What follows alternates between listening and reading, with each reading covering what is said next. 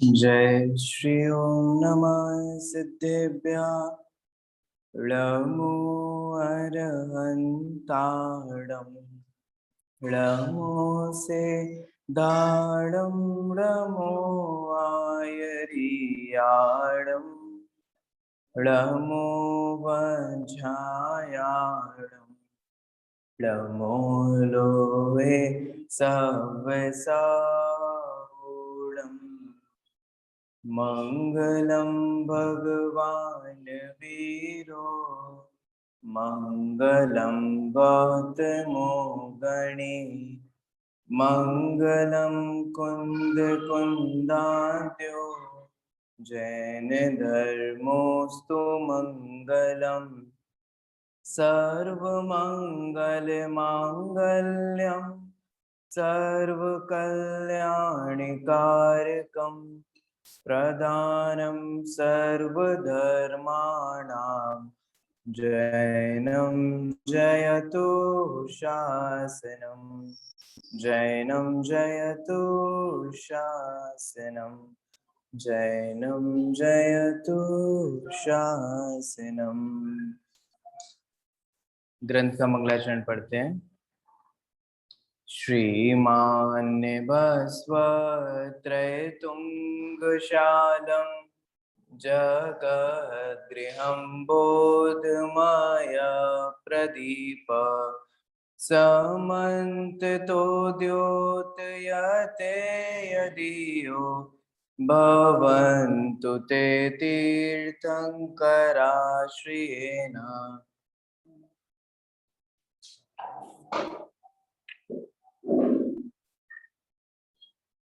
अमित गति आचार्य द्वारा रचित धर्म परीक्षा ग्रंथ, जिसका 17वां परिच्छेद अपना यहाँ पर चल रहा है। पेज नंबर 156 156 चारवाक मत परीक्षा का प्रकरण अपना यहाँ पर चलने वाला है। देखिए 156 पर नीचे से पढ़ना अपन को प्रारंभ करना है। चारवाक मत परीक्षा। जो पृथ्वी आदि 4 भूतों से उत्पन्न होकर गर्भ से लेकर मरण पर्यंत ही रहता है, उसी का नाम प्राणी या जीव है। उसको छोड़कर गर्भ से पूर्व व मरण के पश्चात भी रहने वाला कोई जीव नाम का पदार्थ नहीं है। इस प्रकार जो चारवाक मतानुयायी कहते हैं, वे निश्चय से अपने आप को ही धोखा देते हैं। देखिए क्या कह रहे हैं। चारवाक मत की बात की जा रही है और यहाँ कह रहे हैं कि चारवाक मतानुयायी क्या करते हैं। चारवाक मतानुयायी कहते हैं कि हम जीव हैं। ठीक है, क्या है जीव? जीव क्या होता है? पंचभूतों से मिलकर के जीव बनता है। ठीक है, वे 5 भूत पृथ्वी आदि है। पृथ्वी, जल, वायु, अग्नि आदि जो 5 भूत माने गए हैं, इन 5 भूतों को मिलाकर के जीव बन जाता है। ठीक है, और जब ये पंचभूत नष्ट हो जाते हैं तो जीव भी नष्ट हो जाता है। इसका मतलब यह जीव इस जन्म से पहले नहीं था और ना इस जन्म के बाद रहने वाला है। ये कौन मानते हैं? ये चारवाक मानते हैं। सिंपल सी बात है, आपने ऐसी बहुत बार सुना होगा ना लोगों से कि हम सिर्फ एक बार जीते हैं, है ना, जिंदगी मिली है, वी ओनली लिव वंस, है ना, एक बार जिंदगी मिली है, चैन से जी लें। ऐसे ऐसे कथन आपने सुने ना। ये कौन कहता है? ये है चारवाक मत, जो क्या है, एक बार जीवन मिला है। बोलो, जैन धर्म ये कहता है कि एक बार जीवन मिला है? जैन धर्म तो क्या कहता है? जैन धर्म तो ये कहता है कि यह जीव इस जीवन से पहले भी था और इस जीवन के बाद भी रहने वाला है। लेकिन कहीं ना कहीं हम यही मानते हैं, अब एक ही तो जिंदगी मिली है ना, उसे चैन से जी लेने दो, आगरा घूम लेने दो, इधर चले जाने दो, ऐसा कर लेने दो। आपको तो हमारे से पता नहीं क्या प्रॉब्लम है। हम वाटर पार्क में चले जाएं तो आपको दिक्कत, हम हिल स्टेशन चले जाएं तो आपको दिक्कत। एक ही तो जिंदगी मिली है, घूमने दो, फिरने दो, खाने दो, पीने दो, पहनने दो, ओढ़ने दो, अपनी मजे की जिंदगी जीने दो। ये मानते हैं चारवाक मतानुयायी। वे कहते हैं कि टेंशन क्यों लेते हो, 5 भूत मिले तो जीव हुआ।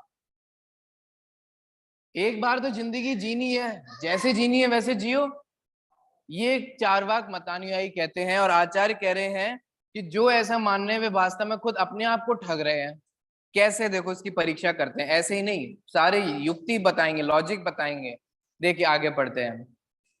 जिस प्रकार आदिम चित्त से मध्यम चित्त तथा मध्यम चित्त से अंतिम चित्त सदा उत्पन्न होता है, उसी प्रकार अंतिम चित्त से आदिम चित्त भी उत्पन्न होना चाहिए। जिस प्रकार मध्यम चित्त प्रथम चित्त के बिना उत्पन्न नहीं हो सकता, उसी प्रकार प्रथम चित्त भी पूर्व चित्त के बिना उत्पन्न नहीं हो सकता। अब देखो इसको विशेषार्थ, इसको समझा रहे हैं कि क्या मतलब है। देखिए विशेषार्थ, अभिप्राय यह है कि पर्याय की दृष्टि से प्रत्येक वस्तु प्रतिक्षण पूर्व पर्याय को छोड़कर नवीन पर्याय को ग्रहण किया करती है। देखो क्या कह रहे हैं, इसको समझिए। इस विश्व में द्रव्य है, ठीक है, सब्सटेंसेस हैं, और उन द्रव्यों की पर्याय जो है वो बदलती रहती है। पर्याय माने परिणमन, चेंज होता रहता है। हम लोग में भी हो रहा है कि नहीं हो रहा है? आज से 5 साल पहले जो मैं था, क्या आज भी वही मैं हूं? अरे यहाँ तो मैं 5 साल की बात कह रहा हूँ, जिनवाणी तो कह रही है 5 सेकंड पहले जो थे अब वो नहीं रहे। अरे 5 सेकंड छोड़ो, 1 सेकंड में अनंत समय हो जाते हैं, इतना सूक्ष्म समय है। और यह वस्तु कब कब बदल रही है? हर क्षण बदल रही है, हर समय बदल रही है। ठीक है, ख्याल में आ रहा है? तो पहली बात तो यहाँ कह रहे हैं कि वस्तु हर क्षण बदल रही है। बदलना क्या है? पर्याय है। पुरानी पर्याय का त्याग हो रहा है और नई पर्याय का ग्रहण हो रहा है। पूर्व पर्याय का त्याग, और जिसे हम व्यय कहते हैं, और नवीन पर्याय का ग्रहण, जिसे हम उत्पाद कहते हैं। ठीक है, देखिए इस प्रकार पूर्व क्षणवर्ती पर्याय कारण और उत्तर क्षणवर्ती पर्याय कार्य होती है। कारण कार्य समझ में आ रहा है? ठीक है, जैसे आपको रोटी बनानी है, तो क्या वो जो गेहूं होता है उसकी डायरेक्ट रोटी बन सकती है? नहीं बना सकते ना, नहीं बना सकते। चलिए उसके लिए क्या करना पड़ेगा? उन गेहूं को पीसना होगा। ठीक है, हमने बिल्कुल मर्यादित अच्छे सब कुछ करके हमने गेहूं पीस लिए, अब रोटी बन जाएगी? वो जो रॉ है, पाउडर है, उस पाउडर से अपन रोटी बनाने की कोशिश करें तो बन जाएगी? अब भी नहीं बनेगी। तो अब क्या करना पड़ेगा, है ना? उसमें पानी मिला करके उस आटा को हमारे को मारना होगा, गूंथना होगा। ठीक है, फिर उस गूथे हुए आटा से फिर हम उसको बराबर से बैलेंस से उसको बेलेंगे, तब जाकर के वो रोटी, है ना, गोल आकार लेगी और फिर तवे पर जाएगी और सेक। ये कुछ समझ में आ रहा है? ये पर्याय हैं। ठीक है, पूर्व पर्याय उत्तर पर्याय का कारण है। अगर आप पुरानी वाली प्रोसेस फॉलो नहीं करोगे तब तक आगे वाली नहीं हो पाएगी। ख्याल में आ रहा है कि नहीं आ रहा है? ठीक है, जब तक आप पीसोगे नहीं तब तक आप मारोगे क्या? कोई आलसी महिला सोचे, ऐसे कोई सोचती तो नहीं है, लेकिन एग्जाम्पल में तो सोच ही सकती है ना। कोई आलसी महिला सोचे कि अब कौन पीसे, जाना तो सब पेट में वैसे ही है ना? तो उन गेहूं को ही पानी से मारने लगे तो क्या काम बन पाएगा? क्या नहीं बन पाएगा ना। अब मैं आपसे पूछूं वो कार्य क्यों नहीं हुआ? क्योंकि उसका जो पूर्व कारण था उसका अभाव था। पूर्व कारण ही उत्तर कारण, उत्तर और पूर्व समझ में आ रहा है? पूर्व माने बाद वाला, उत्तर माने नेक्स्ट, अगला, और पूर्व माने उस नेक्स्ट के बाद वाला जो था वो पूर्व। देखो एक एक पर्याय, जैसे आप किसी भी डॉक्टर से जाकर के पूछे ना, गर्भ में रहने वाला, देखो बाहर का तो हमारा परिणमन हो ही रहा है, लेकिन गर्भ में रहने वाले जो शिशु होते हैं, बच्चे होते हैं, उन बच्चों का भी एक एक परिणमन, ठीक है, कैसे क्रमशः होता है कि नहीं होता है? पहले ये बनता है, फिर वो बनता है, फिर ऐसे ऐसे करके उनके पास पूरी रिपोर्ट होती है कि 1 महीने में ऐसा हो जाता है, एक इतने हफ्तों में ऐसा हो जाता है, इतने हफ्तों में ऐसा हो जाता है। होता है कि नहीं होता है? और वो पूर्व पर्याय उत्तर पर्याय का कारण बनती है। कारण कार्य समझ में आ रहा है? पुरानी वाली पर्याय क्या है? कारण, और जो नेक्स्ट वाली पर्याय है वो क्या है? कार्य है। देखिए देखिए, तदनुसार गर्भ से मरण पर्यंत, गर्भ से मरण पर्यंत, पॉइंट टू बी नोटेड। बोलिए, गर्भ से मरण पर्यंत एक एक क्रमशः पर्याय हो रही है कि नहीं हो रही है? कभी ऐसा हो सकता है जैसे मान लो बुढ़ापे में बहुत कष्ट होते हैं, ठीक है, हमने बहुत सुना है लोगों से।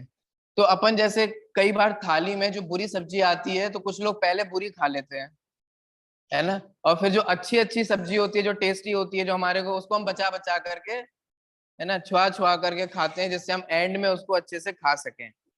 तो बुढ़ापे में बहुत कष्ट होता है ना, तो बुढ़ापा पहले भोग लो और मरते समय अपन आराम से जवानी में मरेंगे। बोलो ऐसा कुछ किया जा सकता है?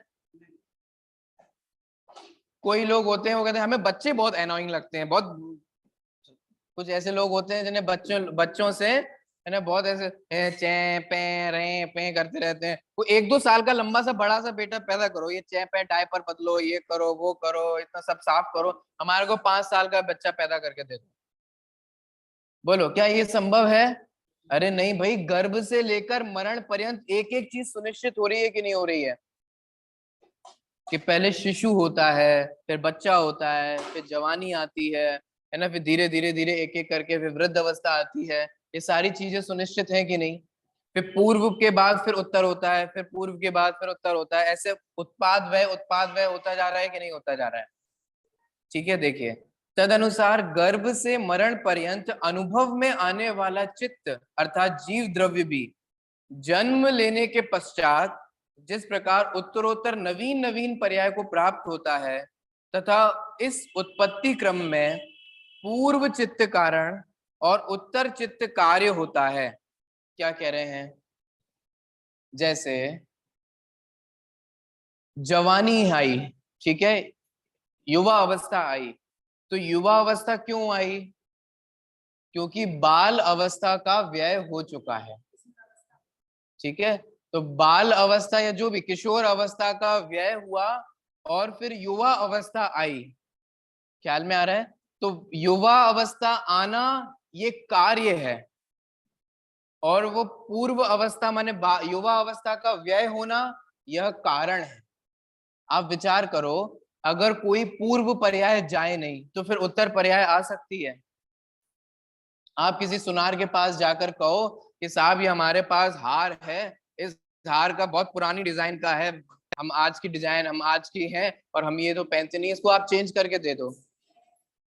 बोलो, तो अगर वो उसकी डिजाइन चेंज करके देगा तो उसकी पुरानी डिजाइन का जब तक व्यय नहीं होगा तब तक नई डिजाइन का उत्पाद कैसे होगा? ख्याल में आ रहा है कि नहीं आ रहा है? तो पुरानी डिजाइन का जाना यह कारण और नई डिजाइन का आना यह कार्य है, ठीक है। देखिए, तथा इस उत्पत्ति क्रम में पूर्व चित्त कारण और उत्तर चित्त कार्य होता है, ठीक है। उसी प्रकार जन्म समय का आदिम चित्त भी जब कार्य है, पॉइंट टू बी नोटेड, जन्म व्यक्ति जन्म लिया ना, हम चारवाक वालों को समझा रहे हैं, जन्म लिया, जन्म लेना एक क्या है? कार्य है, तो उस कार्य का पूर्व कारण होगा कि नहीं होगा? जैसे अभी हम देख रहे हैं, अभी हमारा जो भी परिणमन हो रहा है तो पूर्व फिर उत्तर, फिर पूर्व फिर उत्तर, पुरानी पर्याय गई फिर नई पर्याय आई, पुरानी पर्याय गई, माने 17 साल गए फिर हम 18 साल के हुए, ऐसे एक एक करके होता जा रहा है कि नहीं होता जा रहा है? अब जैसे किसी जीव ने जन्म लिया, जन्म लेना एक परिणमन है, जन्म लेना एक कार्य है, एक पर्याय है, ठीक है। तो यहाँ आचार्य कह रहे हैं कि इस पर्याय का पुराना कारण होगा कि नहीं होगा? ठीक है, ऐसा तो है नहीं कि कुछ भी नहीं था अचानक से एक चीज पैदा हो गई। देखो, तब उसके पूर्व भी उसका जनक कोई चित्त अवश्य होना चाहिए, अन्यथा उसकी उत्पत्ति संभव नहीं है, ठीक है। किसी ने जन्म लिया तो उसकी पूर्व पर्याय भी होगी। इस युक्ति से गर्भ के पूर्व भी जीव का अस्तित्व सिद्ध होता है। देखो एक बात समझिए, जब तक गर्भ में नहीं होगा तब तक बाहर में कोई जीव आ सकता है क्या? नहीं आ सकता। अगर बाहर है इसका मतलब गर्भ में था कि नहीं था? तो गर्भ में कोई पैदा थोड़ी ना होता है, कोई जीव अचानक से कुछ नहीं था और वहां पैदा हो गया। कुछ नहीं था माने कोई जीव था ही नहीं और अचानक से नया जीव पैदा हो गया, नया। जैसे हमारी फैक्ट्री होती है ना, फैक्ट्री में नया नया माल पैदा होता है, ठीक है, क्या ऐसे ही नए नए जीव पैदा होते हैं? अंतर समझ में आ रहा है? ठीक है, कोई एक फैक्ट्री है, गाड़ी की फैक्ट्री है, तो उस गाड़ी की फैक्ट्री में नई नई गाड़ियां बन रही हैं। क्या ऐसे ही जीव भी नए नए जीव पैदा होते रहते हैं? यहाँ कह रहे हैं ऐसा नहीं है। ख्याल में आया? देखिए, क्योंकि गर्भ के पूर्व भी जीव का अस्तित्व कैसे सिद्ध होता है? क्योंकि गर्भ में जो जीव आया, ये उत्तर पर्याय है, ये एक पर्याय है। इस पर्याय के पूर्व कारण, तो इसका मतलब ये होगा कि पहले कुछ था ही नहीं। देखो, चारवाक ये कहते हैं कि पहले कुछ नहीं था, फिर अचानक से जीव उत्पन्न हो गया। ना तुम्हारा इस जीवन से पहले कोई जीवन था, ना इस जीवन के बाद कोई जीवन है। आचार्य कह रहे हैं ऐसा नहीं होता है। जीव है ना, उसमें परिणमन हो रहा है ना, तो इस परिणमन से पहले भी तो एक परिणमन है, तो वो उत्तर पर्याय हुई। इस परिणमन के बाद भी एक होने वाला है, तो ये इस तरीके से पूर्व पर्याय उत्तर पर्याय ऐसे यहाँ पर लगेगा। इसी प्रकार जबकि पूर्व चित्त क्षण उत्तर उत्तर चित्त क्षण को उत्पन्न करते हैं, तो मरण समयवर्ती अंतिम चित्त क्षण भी आगे के चित्त क्षण का उत्पादक होगा ही। मरने समय की जो अंतिम पर्याय है वह क्या है? पूर्व पर्याय। ठीक है, और वह पूर्व पर्याय अगली आने वाली पर्याय का क्या होती है? कारण होती है। तो कारण विद्यमान है तो वहां कार्य होगा, माने नेक्स्ट अगला भव भी होगा। इस प्रकार से मरण के पश्चात भी जीव का अस्तित्व सिद्ध होता है। अतएव गर्भ से पूर्व और मरण के पश्चात जीव का अस्तित्व नहीं है, यह चारवाकों का कहना युक्ति संगत नहीं है। कुछ लॉजिकल बात नहीं है जो ये कहते हैं कि हम एक बार जीते हैं, एक बार मरते हैं। ये सब डायलॉग बाजी होती है पिक्चरों में बहुत, है ना। हम एक बार जी रहे हैं, एक बार मर रहे हैं। क्या ये बात सही है? ऐसा सही नहीं है। देखिए, आप अपने आसपास उठा करके देखो, तो कितनी सारे ऐसे आपको बच्चे मिल जाते हैं, ऐसे लोग मिल जाते हैं जो अपने पूर्व जीवन की, पूर्व लाइफ की कहानियां बताते हैं। और वो सब ऐसे नहीं होता, ढपोलबाजी नहीं होती है, ठीक है। वो बराबर सब बताते हैं, है ना। कितनी कितनी कहानियां आती हैं। वो छोटा सा बच्चा, है ना, उनको नाम से लेकर पुकारता है, काय भूल गई तुमने, यहाँ है सब। वो दो तीन चीजें बताता है जो सिर्फ उसी व्यक्ति को पता थी। तो ये सारी चीजें ख्याल में आता है। तो ये इनसे भरा पड़ा है। आप यूट्यूब करके देखिए, गूगल करके देखिए, ऐसे बहुत सारी कहानियां मिल जाएंगी। तो अब ये विचार करने वाली बात है, अगर सच में ये जीव मरने के बाद समाप्त हो जाता है, पॉइंट समझ में आ रहा है, तो फिर उस जीव को वो सारी बात कहाँ से याद है? फिर वो ये कैसे बता रहे, अरे हम वही हैं। और आपको पता है, जब लोग ऐसे बता देते हैं तो लोग भी फिर उनको उन्हीं के जैसा ट्रीट करते हैं। ऐसी दो चार कहानियों की मैंने पूरी कहानियां सुनी। तो एक बच्चा पैदा हुआ, वो सब बताता है कि देखो तुम भूल गए, उसी घर में पैदा हुआ, वो बताता है तुम ये थी, तुम वो थी, ये वो फलाना। फिर अब वो बच्चे की तरह ट्रीट नहीं करते लोग उसे, अब वो उसी की तरह बिल्कुल ट्रीट करते हैं। तो ये आसपास घटनाएं होती हैं कि नहीं होती हैं? तो ये, अब अगर ये जीव मरने के बाद बिल्कुल खत्म हो जाता है, समाप्त हो जाता है, बिल्कुल नष्ट हो गया, हम सिर्फ एक बार जीते होते, तो फिर ये घटनाएं कैसे होती हैं बताओ? है? हाँ। क्या तीन? हाँ। हाँ। हाँ। तो ये सब चीजें बहुत आसपास आप अपनी कहानियां देखोगे तो बहुत मिल जाएंगी, ये प्रत्यक्ष सिद्ध है। ठीक है, देखिए आगे। इसके अतिरिक्त शरीर के दिखने पर भी चूंकि चेतना दिखती नहीं है, पॉइंट समझ में आ रहा है? बॉडी हमारे को हमेशा दिखती है, लेकिन अंदर की आत्मा नहीं दिखती है, तथा वह शरीर चेतना नहीं है, ये भी समझ में आता है। माने यह जो सारा कार्य कर रहा है, ये शरीर नहीं कर रहा है, क्योंकि शरीर तो मरने के बाद यहाँ पड़ा रहता है। तो शरीर में चेतनता नहीं है, चेतना शरीर की नहीं है। देखिए, उससे भिन्न है। दो चीज अलग अलग समझ में आ रही हैं। जैसे जैसे हम मरण कहते हैं, मरण क्या होता है? मरण यही तो होता है कि दो अलग अलग द्रव्यों का अलग अलग होकर के चले जाना। चेतनता जो उसमें थी, उसमें जो थी वो चली गई। आत्म द्रव्य जो था, चेतनता जो थी, वह शरीर में से अलग होकर के चली गई। देखिए, चूंकि शरीर आंख के द्वारा देखा जाता है और वह चैतन्य स्व संवेदन ज्ञान के द्वारा देखा जाता है। ठीक है, इसलिए भिन्न भिन्न ज्ञान के विषय होने से भी उन दोनों में स्पष्टतया भेद है। किसमें? आत्मा में और शरीर में। सब प्राणियों में वक्ताओं के पूर्व जन्म के वृत्तांत को कहने वाले कुछ प्राणियों के प्रत्यक्ष में देखे जाने पर, ये लो वही बात आचार्य कह रहे हैं। कुछ लोग ऐसे होते हैं जो अपने पूर्व जन्म के वृत्तांत को सुनाते हैं। मूर्ख जन परलोक का अभाव कैसे कर सकते हैं? इस पे भी लोग ये कैसे बोल देते हैं कि हम मर जाएंगे और सब खत्म हो जाएगा। बोलो, लोग सुसाइड करते हैं ना, क्यों करते हैं सुसाइड? बोलो क्यों करते हैं? उन्हें ऐसा लगता है कि हम अपना जीवन समाप्त कर लेंगे तो हमारी प्रॉब्लम समाप्त हो जाएंगी। बोलो सही कि गलत?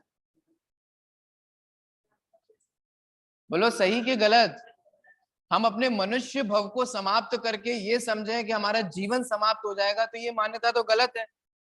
देखो, तुमने मनुष्य भव की विराधना की जो इतना दुर्लभ है, ठीक है, आत्महत्या करके कौन सी गतियों में जाओगे? नरक गति में गए, ठीक है, इन्हीं गतियों में जाने वाले हो। वहां हजारों वर्ष की तो कम से कम आयु है, 10,000 वर्ष की तो मिनिमम है, इतना तो आपको रहना ही पड़ेगा। अब मैं आपसे पूछता हूँ, जब यहाँ आपको थोड़ी सी गर्मी नहीं सहन होती, थोड़ी सी प्रतिकूलताएं सहन नहीं होती, है ना, एसी के बिना ऐसा लगता है कि जीवन बेकार है ना, थोड़ी देर में कूलर ना मिले, पंखा ना मिले तो कितना कितना हमारे को क्या क्या दशा हो जाती है। खाना नहीं मिले टाइम से, पानी नहीं मिले, एक दिन हमारा खाना लेट हो जाए तो बोलो घर में कितना तांडव हो जाता है। पूरी घर की व्यवस्था खराब है, कोई टाइम पे नहीं होता है, हम भूखे पड़े हैं, किसी को चिंता नहीं है। एक टाइम भोजन नहीं मिलने से हमारा ये हाल है, नरकों में क्या होता है भैया? सोचो, विचार करो। यहाँ तो तुम अपना मनुष्य भाव समाप्त करके वहां मर सकते हो, नरक में क्या करोगे? बोलो, नरक में आत्महत्या हो सकता है?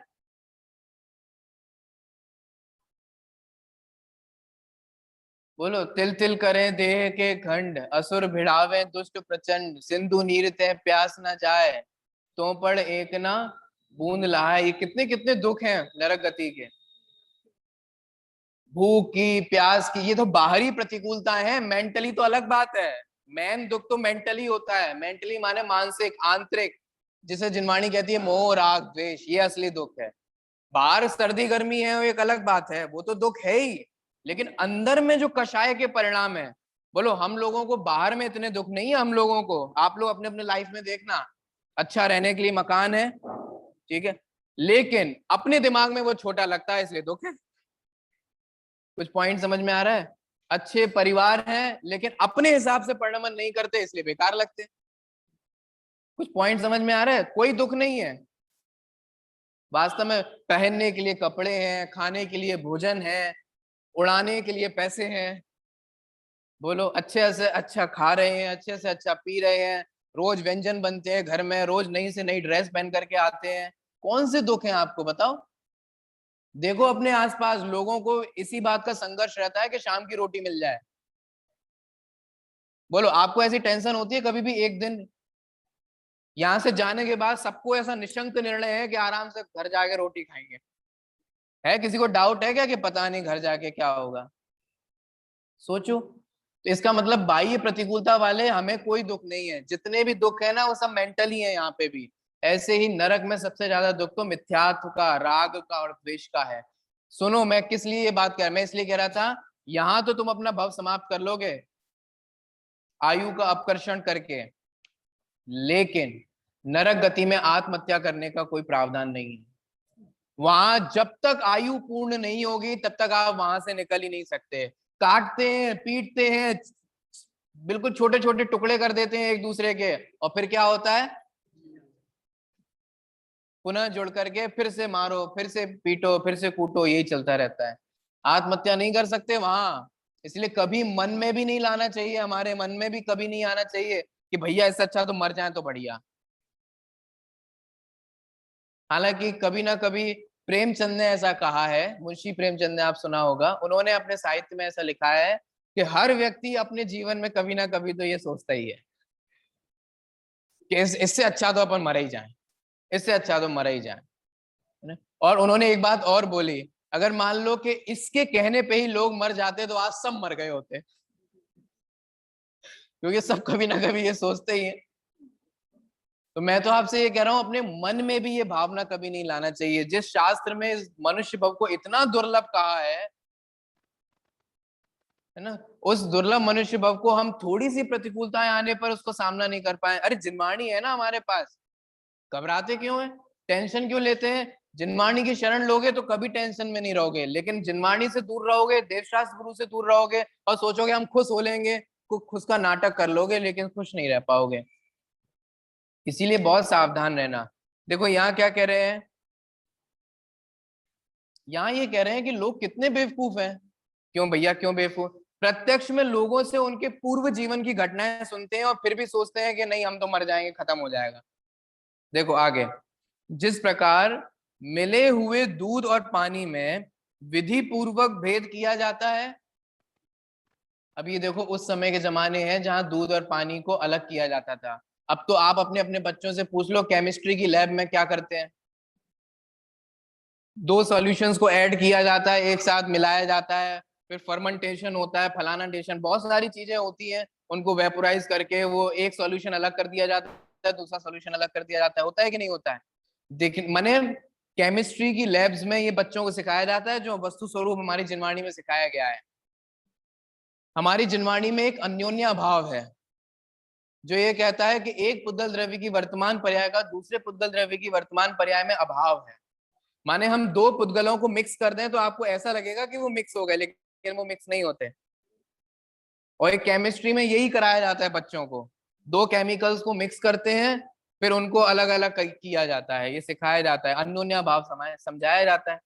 यहाँ ये कह रहे हैं देखो दूध और पानी में विधि पूर्वक भेद किया जाता है और हंस उन दोनों को पृथक पृथक कर देता है। ठीक है, अब तो बहुत सारी टेक्नोलॉजी हो गई, मशीन हो गई है, वो सब अलग अलग कर देती हैं। देखिए आप तो इतनी मशीन हो गई है, बादाम बादाम में से उसका तेल निकाल लिया जाता है, मूंगफली मूंगफली में से बिल्कुल वैसी रहेगी लेकिन उसमें से तेल निकाल लिया जाता है, सब अलग कर लिया जाता है। अब आपके पास क्या बचेगा, कुछ नहीं बचेगा। आप सोच रहे हो हम बादाम खा रहे हैं लेकिन उस बादाम में से सब कुछ निकला हुआ है। देखो पृथक पृथक कर देते हैं, मैं इसकी बात कर रहा हूं। उसी प्रकार वस्तु स्वरूप के ज्ञाता विद्वान अभिन्न दिखने वाले आत्मा और शरीर में से आत्मा को पृथक कर देते हैं। जानकार लोग, समझदार लोग क्या करते हैं, शरीर और आत्मा इन दोनों को अलग अलग समझ लेते हैं। कॉमन सेंस है, इतनी कोई बहुत बड़ी बात नहीं है। प्रत्यक्ष लोगों को, आप लोगों ने अपने जीवन में किसी को प्रत्यक्ष मरते हुए तो देखा ही होगा ना, आप उससे प्रत्यक्ष मिले भी होंगे। क्या डिफरेंस होता है कि जब हम उससे जीवन में जब मिले थे तब और जब वो आज मरण को प्राप्त हो गया तब, क्या डिफरेंस होता है। शरीर तो वही है, बोलो बॉडी जैसी थी वैसी ही है, लेकिन क्या अंतर आ गया है, अब उसमें आत्मा नहीं है, चेतना नहीं है। अब होशियारी से इसी से ही समझ में आ जाता है कि आत्मा और शरीर ये भिन्न भिन्न है। इसमें कितनी बड़ी अकल की जरूरत है, बहुत अकल नहीं चाहिए, प्रत्यक्ष समझ में आ जाता है कि देखो आत्मा और शरीर भिन्न भिन्न है, आत्मा चले गए, आज शरीर यहीं का यहीं पड़ा रह गया। वो जो आत्म जो ये बोलता था कि मैं दुखी हूं, मैं सुखी हूं, मुझे ये चाहिए वो चाहिए, कौन करता था ये, वो चेतनता थी ना, चेतना थी, वो था, वो हम हैं, ये शरीर नहीं है हम, क्योंकि ये तो यहीं पड़ा रहने वाला है।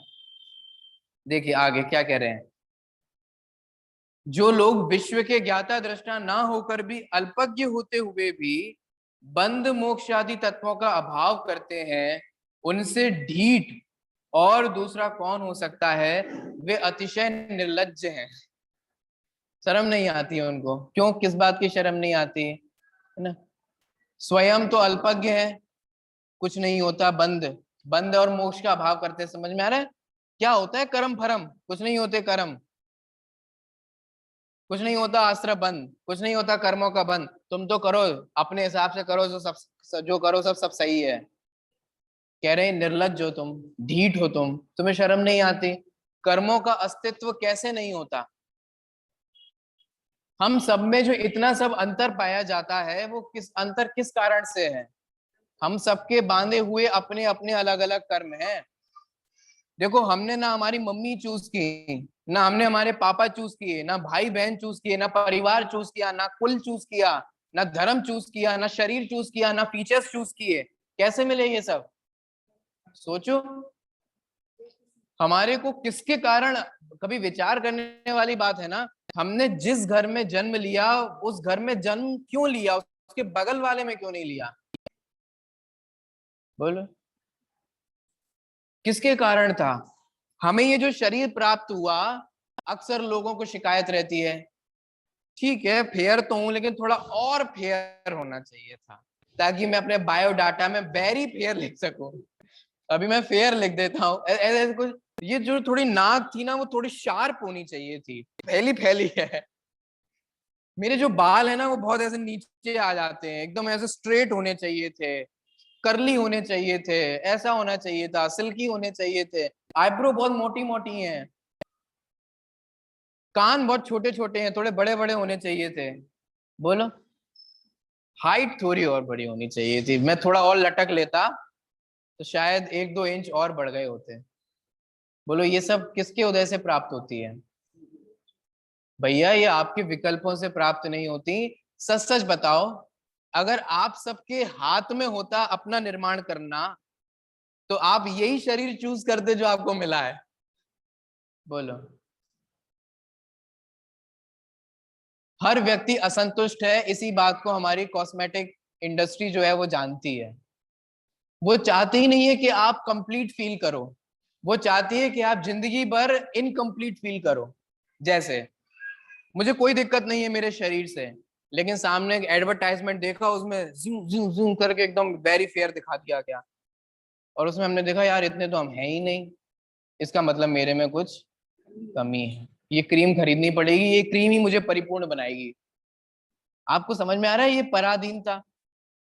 एडवर्टाइजमेंट आता है, आप जानते तो होंगे ही, इस दुनिया में इतने बेवकूफ लोग होते हैं जिन्होंने करोड़ों रुपए सर्जरीज में खर्च किए हैं। काय की सर्जरी? हार्ट वर्ट की नहीं, बीमार नहीं थे वे, दिमाग से बीमार थे वो। क्या दिमाग से क्या बीमारी थी? नाक थोड़ी ऐसी होनी चाहिए, गाल थोड़े ऐसे, ये चिन्ह दिखनी चाहिए, है ना? अभी हमारी चिन्ह, इसे जॉ लाइन बोल, आप लोग जानते हो नहीं जानते हो मैं बता रहा हूँ। आजकल ये ट्रेंड चल रहा है ये जॉ लाइन दिखने का, लड़के लड़कियों में बहुत चलता है, यहाँ की जो जॉ लाइन होती है ना, ये दिखनी चाहिए, इसलिए वो खूब सर्जरी करा रहे हैं, ये करा रहे हैं, वो करा रहे हैं। हमारे यहाँ तो ऐसे, हम लोग ऐसे हो जाए तो मम्मी पापा को लगे देखो कैसा सूखता बच्चा है, खाता पीता ही नहीं है। और वहां वो कितने खर्च कर रहे हैं सर्जरी, आप पता है? लिप्स के बोटॉक्स करा रहे हैं, जाने क्या क्या होता है। लिप्स लिप्स ऐसे होने चाहिए, लिप्स बड़े होने चाहिए, कितने कितने। आपके सामने ये एक्टर एक्ट्रेसेस का आता है जब मीडिया पकड़ लेती है इनको, इन लोगों को मीडिया पैच, क्योंकि इनकी फोटो बिफोर और आफ्टर चेंज हो जाती है, और वो बता देते हैं कि देखो ये विदेशों में जा जा करके सर्जरीज करा रहे हैं। आपको पता है क्यों करा रहे हैं? क्योंकि वो मेंटली दुखी हैं।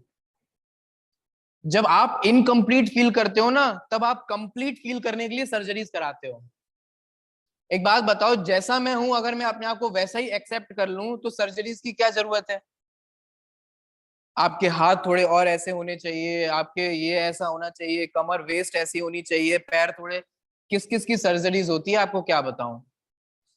ये छोटा होना चाहिए, ये बड़ा होना चाहिए, उंगली ऐसी होनी चाहिए, इन सब की करा करा के पूरी दुनिया चाहती है कि आप अपूर्ण फील करो। और जैन धर्म ये कहता है मैं हूं अपने में स्वयं पूर्ण।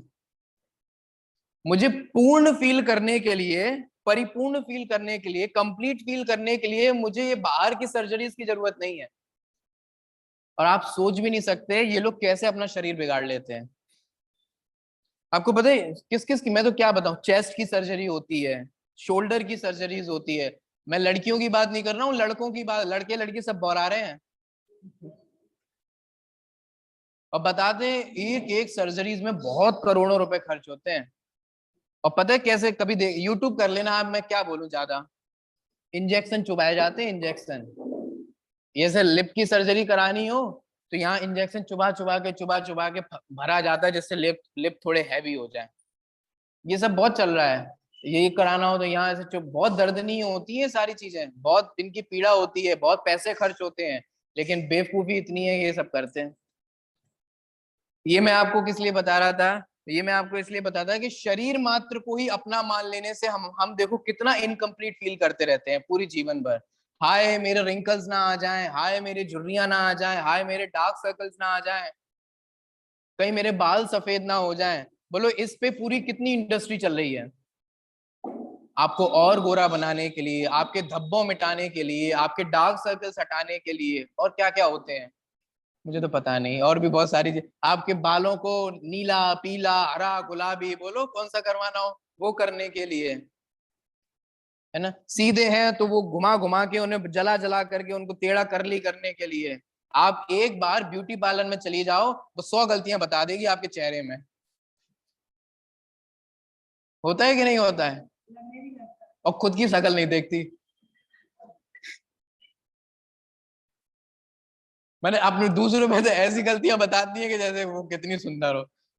सबके लड़कों में भी यही होता है, आप लड़कों के पार्लर में चले जाओ तो आप ब्लीच करा लो, आप फेशियल करा लो, ये करा लो, वो करा लो, ये मसाज करा लो, वो मसाज करा लो। लड़कियों में थोड़ा ज्यादा होता है। वो बताएगी आपके ये हो रहे हैं, आपके वो ऐसे हो रहे हैं, आपके आंखों के नीचे ये हो रहा है, नाक के बाहर ये हो रहा है। क्या है ये सब बताओ? कॉन्फिडेंट फील करते हो ना अगर आप अपने बारे में ब्यूटी पार्लर में जाकर के बिल्कुल सेट होकर के आते हैं कि हाय हम तो कुछ भी नहीं करते। माने मैं आपको ये बताना चाह रहा हूं, शरीर मात्र को अपना मानने से कितनी लाखों प्रॉब्लम्स होती हैं, सोचो।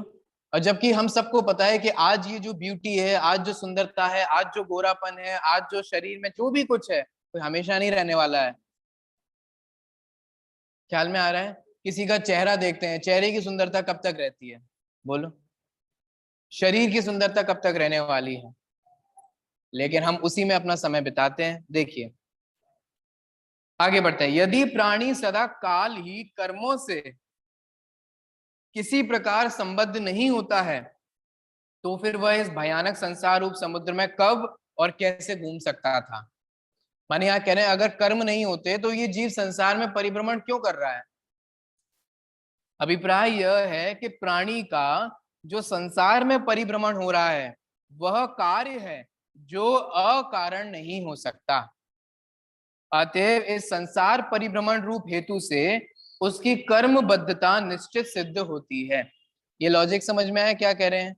हम इस संसार में देखो, विचार करके देखो, हर किसी को अपनी फैमिली बहुत बुरी लगती है। मेरे मम्मी अच्छी नहीं है, मेरे पापा अच्छे नहीं है, मेरे भाई अच्छे नहीं है, मेरी बहन अच्छी नहीं है, मेरी पत्नी अच्छे नहीं है, मेरे बच्चे अच्छे नहीं है। ठीक है, अब जरा विचार करके देखो आपको ये फैमिली क्यों मिली। मेरी मम्मी काश ऐसी होती तो कितना अच्छा होता। तो आप ये विचार करो आपको वो मम्मी क्यों प्राप्त हुई, क्यों प्राप्त होती हैं? क्योंकि इस संसार में हम जो है ना, ये अलग अलग गतियों से अलग अलग प्रकार के कर्म बांध करके आते हैं और एक परिवार में आ जाते हैं। एक बात सोचो, जब हम लोगों के भाव एक जैसे नहीं होते तो कर्म का बंध एक जैसा कैसे होगा।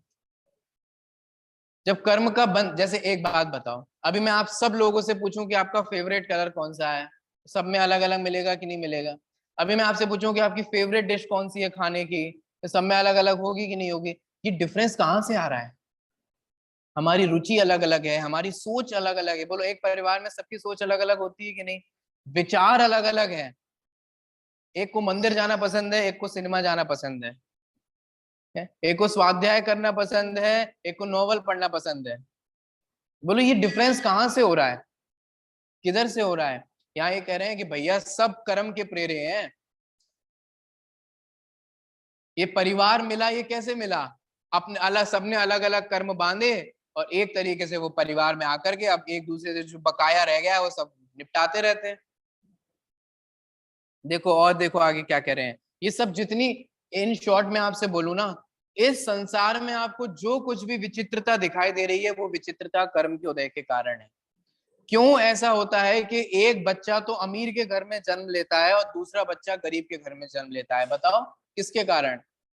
अगर उसे चूज करने को मिले तो सब तो यही चूज करें कि हम अमीर से अमीर व्यक्ति यहाँ पैदा हुए। मैं आपसे पूछता हूँ ना, एक बच्चा जो भिखारी के यहाँ पैदा हुआ वो बताओ क्यों हुआ? उसका जन्म वहीं क्यों हुआ? क्यों हुआ भैया बताओ? कर्म बंध, कर्म का उदय, और अपने कर्म के उदय अनुसार उसे सारी वस्तुएं प्राप्त होंगी। देखिए आगे, यदि आत्मा सर्वथा नित्य, सदा शुद्ध, ज्ञानी और परमात्मा स्वरूप होकर उस कर्म बंधन से एकांततः रहित होता है, तो फिर वह दुर्गंध युक्त इस अपवित्र शरीर के भीतर कैसे अवस्थित रह सकता था। यहाँ ये कह रहे हैं कि हमारा आत्मा मलिन हो रहा है। अगर हम लोग परिपूर्ण होते, शुद्ध होते, तो आज हम इस शरीर में क्यों होते? सिद्ध दशा की प्राप्ति कर चुके होते, पूर्ण मोक्ष दशा की। देखिए, नहीं रह सकता। इसी से सिद्ध होता है कि वह स्वभावतः शुद्ध बुद्ध होकर भी, देखो स्वभावतः आत्मा कैसा है? शुद्ध है। बुद्ध माने ज्ञानवान है। फिर भी पर्याय स्वरूप से चूंकि वह अशुद्ध है और अल्पज्ञ है, अतः वह कर्म से संबद्ध है, इसलिए उसको कर्म का बंध होता है। देखिए, यदि सुख और दुख आदि का संवेदन शरीर को अर्थात प्रकृति को होता है, तो फिर वह निर्जीव मृत शरीर के क्यों नहीं होता है? Point to be noted. सुख दुख का वेदन किसे होता है? जी, ये कैसे पता? देखो, आप एक बात समझो, बॉडी में पेन होता है, दुख नहीं होता। दोनों में अंतर समझ रहे हो? फिर से मैं, बॉडी में, शरीर में दर्द होता है, दुख नहीं होता। फिर से आप अंतर समझ पाओ तो दो अलग अलग चीजें हैं। दर्द शरीर में होता है, लेकिन उस दर्द का वेदन, जो दुख रूप वेदन होता है, वह आत्मा को होता है। दो अलग अलग चीजें हैं। देखो, किसी मरी हुई बॉडी है, उसका हम कुछ भी करते रहते हैं कि नहीं करते रहते हैं? मार रहे हैं, कूट रहे हैं, उठा रहे हैं, पोस्टमार्टम हो रहा है, कितना दर्द होता है? बोलो। तो चीरा जा रहा है, निकाला जा रहा है, सारी चीजें की जा रही हैं, और फिर भी दर्द नहीं हो रहा, दुख नहीं हो रहा, दुख नहीं हो रहा। क्यों? क्योंकि वेदन करने वाला आत्मा नहीं है। इसका मतलब वेदन करने वाला जो है वो मैं हूं। ख्याल में आ रहा है? ऐसे ही बॉडी को प्लेजर होता है, सुख आत्मा में होता है। दो अलग अलग चीजें समझ। देखिए, जैसे बॉडी के लिए कंफर्ट, जैसे हमें गर्मी लग रही है तो हमने पंखा चालू कर लिया, ठीक है, तो इससे अनुकूलता किसे हुई? शरीर को हुई, क्योंकि पसीना निकलता है, क्योंकि बॉडी का अपना नेचर, अगर आप ठंडा नहीं रखोगे तो वो पसीना निकाल के अपनी बॉडी को ठंडा करती है। पसीना मतलब होता है कि नेचुरली हमारा शरीर अपने आप को ठंडा रखने के लिए पानी निकालता है, जिसके कारण हमारी जो बॉडी होती है वो ठंडी बनी रहती है। ठीक है, अब हमारी ये बॉडी ठंडी करनी है, हमने पंखा चालू कर लिया, हमने एसी चालू कर लिया, हमने कूलर चालू कर लिया, इससे बॉडी को आराम मिला, अनुकूलता मिली। लेकिन सुख का वेदन किसे हुआ? सुख का वेदन जीव को हुआ। क्योंकि किसी भी डेड बॉडी के सामने आप इनको एसी में रख दो, कितने ठंडे ठंडे में रखा जाता है, बर्फ की सिल्ली पे लिटा दिया जाता है। कई बार होता है कि नहीं होता है? बहुत इंतजार करना हो, करना तो नहीं चाहिए बिल्कुल भी, आप सभी समझते हैं, किसी का इंतजार नहीं करना चाहिए, ठीक है, लेकिन फिर भी लोग नहीं मानते हैं। अब एक विचार करने वाली बात है, आप बर्फ की सिल्ली को कब तक टच कर सकते हो? अभी चेतन अवस्था में, बहुत ज्यादा देर तक नहीं। तुरंत हाथ से फेंक देते हैं कि नहीं फेंक देते हैं? और डेड बॉडी कितने समय तक वैसी ही पड़ी रहती है? क्यों? क्योंकि अब वेदन करने वाला नहीं है। इसका मतलब वेदन करने वाला क्या है? जो फील करता है, जो अनुभव करता है, जो वेदन करता है, वह है आत्मा। और वही आत्म तत्व मैं हूं, क्योंकि इसमें तो कोई दम नहीं है, बॉडी तो यही रह जाने वाली है। यही देखो यहाँ कह रहे हैं। अभिप्राय यह है कि सुख दुख आदि के वेदन को जड़ शरीर में स्वीकार करने पर उसका प्रसंग मृत शरीर में भी अनिवार्य स्वरूप से प्राप्त होगा। अगर सुख दुख का वेदन शरीर करता हो तो मरने वाले व्यक्ति को भी, मरने जो डेड हो चुका है, उसको भी अच्छा और बुरा लगना चाहिए। लेकिन लगता है? नहीं लगता।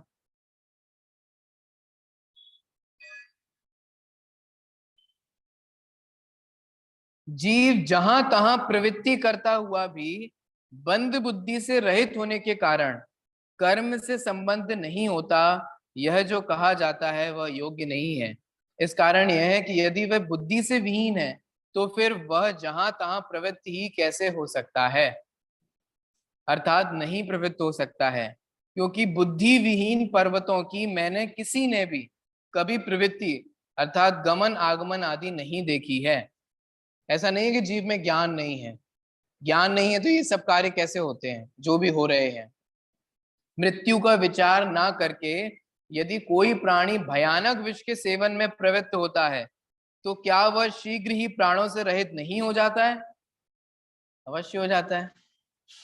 ठीक है, तो इस प्रकार से यहाँ पे जो चार्वाक मतावलंबी थे, जो ये कहते थे कि ये जो जीव है ये तभी तक जीवित है, माने इसके बाद कोई जीवन नहीं है और इससे पहले कोई जीवन नहीं है, ये बात सरासर गलत सिद्ध हो जाती है। दूसरी भी क्या मानते हैं, एक लॉजिक और रह गया है जो मैंने पढ़ा है, वो मैं आपको बताता हूँ।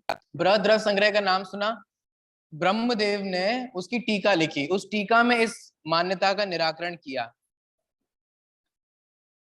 चारवाक मत वाले ये कहते हैं कि पंचभूतों से मिलकर के ये शरीर मिला, ये जीव बना, और ये पंचभूत नष्ट होंगे और ये जीव भी क्या हो जाएगा? नष्ट होंगे। तो आचार्य कहते हैं एक बात बताओ भैया, अगर पंचभूतों से जीव बनता हो तो एक बात बताओ, एक चूल्हा है, किसका बना हुआ है? चूल्हा कहा है मैंने, गैस नहीं बोला है, ठीक है। चूल्हा है वो मिट्टी का बना हुआ है, तो मिट्टी नामक एक एक पंचभूत मिल गया, पंचभूतों में से एक मिट्टी हो गया, ठीक है। उस पे मिट्टी का ही बर्तन रखा हुआ है, नीचे आग लगी हुई है, दूसरा पंचभूत मिल गया कि नहीं मिल गया? उस मिट्टी के बर्तन में पानी है, ठीक है, तीसरा पंचभूत मिल गया, और वायु तो सब जगह है ही, है ना, और कौन सा रह गया है ना, है ना, और भी कोई और दूसरा पंचभूत होगा तो वो भी उसमें है। माने सिंपल सी बात है, अगर इन पांच भूतों को मिल करके अगर जीव पैदा होता है तो सबके चौके चूल्हों में जीव पैदा होने चाहिए थे, क्योंकि वहां पांचों भूत मिले कि नहीं मिले? वे कहते पंचभूत मिले तो जीव हुआ, और पंचभूत अलग अलग हो गए तो जीव समाप्त हो गया। तो जहां वे पांचों भूत मिल गए, पंचभूत मिल गए, पंच तत्व मिल गए, तो वहां वो जीव उत्पन्न क्यों नहीं हुआ? इसलिए पंचभूत वाली थ्योरी जो है वो बिल्कुल भी ठीक नहीं है। देखो हम लोग तो पुराण पढ़ते हैं, और पुराणों में एक एक तीर्थंकरों के कितने कितने भव पढ़ते हैं कि नहीं पढ़ते हैं? इसका मतलब ये जीव पूर्व भी था। इसीलिए कहते हैं कि अपने बच्चों को पुराणों की कहानियां सुनाया करो। क्यों? ताकि उनके मन में इनडायरेक्टली ये संस्कार जाएगा कि जीव पूर्व भव से ऐसा चला आ रहा है। वरना दुनिया में तो वो ये सुनता है हम एक बार जीते हैं, एक बार मरते हैं, ये सब बात ऐसी बकवासें की जाती हैं। हम एक बार नहीं जीते हैं, है ना, हम एक बार नहीं मरते हैं, यह जीव अनादि से है, और यह जीव अनंत काल पर्यंत रहने वाला है। इसीलिए छोटा मत सोचो कि हमारा सिर्फ इतना सा जीवन है, ये बहुत बड़ा जीवन है, बहुत विशाल जीवन है, बहुत बड़ा विजन लेकर के अपने मनुष्य भव में कार्य करना चाहिए। कुछ लोग होते हैं जो सिर्फ इसी भव का सोचते हैं। बोलो 24 घंटे में आप लोगों को जो विचार चलते हैं वो किस भव संबंधी होते हैं? खाना खा लें, कपड़ा पहन लें, ये कर लें, वो कर लें, क्या है ये सब? इस भव संबंधी तो विकल्प है। तो सब आप इसी इसी भव का सोच रहे हो, आगे कुछ है नहीं क्या? बोलो। वैसे तो हम लोग सिक्योर होने के नाम पर पैसा इकट्ठा करते हैं, क्योंकि आगे की सोचते हैं। नहीं नहीं, घर में शादी करनी है, कल मान लो कोई रोग आ गया तो हॉस्पिटल में, ये सब सोचते हैं कि नहीं सोचते हैं? ये भी सब इस भव संबंधी है भैया। इस भव के बाद आगे के भव, उसकी भी कोई प्लानिंग कर रखी है, उसका भी कोई विचार कर रखा है। इसलिए विचार करो, ये सिर्फ इतना ही जीवन नहीं है 70-80 साल का, अनादि से यह जीव चला आ रहा है। ठीक है, विचार करिएगा, शेष चर्चा अपन कल करेंगे।